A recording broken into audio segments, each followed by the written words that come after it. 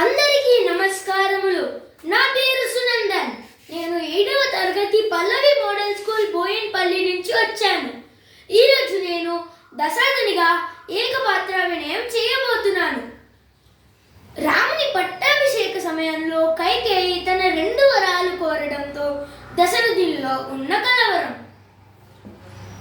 కైకా, నా రామునకు వనవాసమా అన్నది నువ్వేనా? విన్నది నేనేనా? నా ప్రాణానికి ప్రాణం, నా జీవన రాజీవం, మన కంటి వెలుగులా ఉన్న రామయ్యను అడవుల పాలు చేస్తావా?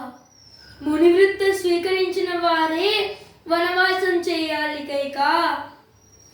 కన్న ప్రేమ కంటే పెంచిన ప్రేమే గాఢమైనదంటారే.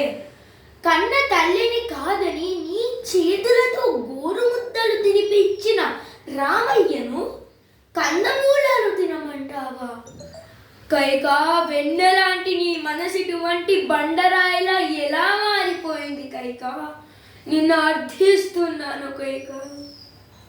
నేను భరతుణ్ణి సంతోషంగా రాజును చేస్తాను, కానీ నా రామచంద్రుణ్ణి మాత్రం నా నుంచి దూరం చేయొద్దు కైకా. ఏమిటి? నేను ఇచ్చిన మాట ప్రకారం రాముడు వనవాసానికి పోక తప్పదా?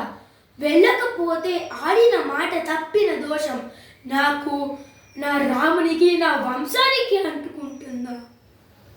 ఒక్కసారి ఆ పసివాడి ముద్దు మోము గుర్తు తెచ్చుకో కైకా. ఓసి రాక్షసి, నీ ఘోరమైన వరాలను నా నోట రాముడికి చెప్పలేను. నీవే పోయి చెప్పు, చెప్పి నిర్దాక్షిణ్యంగా వెడలగొట్టు. నా రాముడు అడవులకు వెళ్ళిపోతున్నాడు. నీ వియోగాన్ని నేను భరించలేను తండ్రి. నేను రాముడు లేకుండా ఉండలేను.